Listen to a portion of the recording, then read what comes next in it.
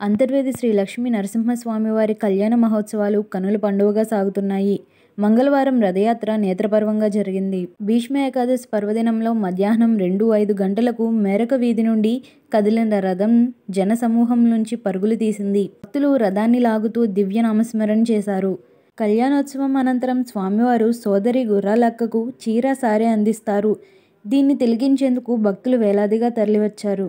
తొలుత ఆలయ chairman and founder family member Sri Raja Kalidindi Kumararama Gopalaraja Bahadur కళ్యాణం అనంతరం స్వామివారు ఉభయ దేవురులతో కలిసి రథోత్సవంలో పాల్గొనడం అంతర్వేది క్షేత్రంలో శతాబ్దాల కాలంగా ఆనవాయితీగా వస్తుంది.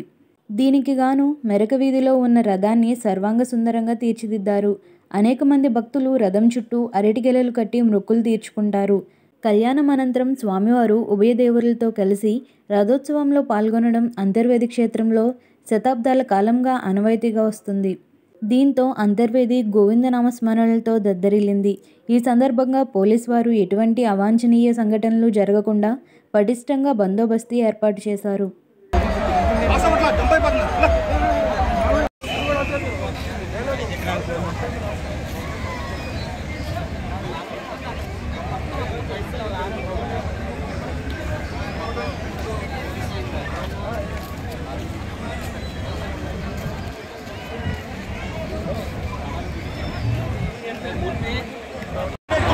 అరటిపళ్ళని భక్తులు పైకి తీసుకున్నటువంటి నేపథ్యం కూడా చూసుకోవచ్చు. పురాణ కథలు కూడా ఉన్నాయి.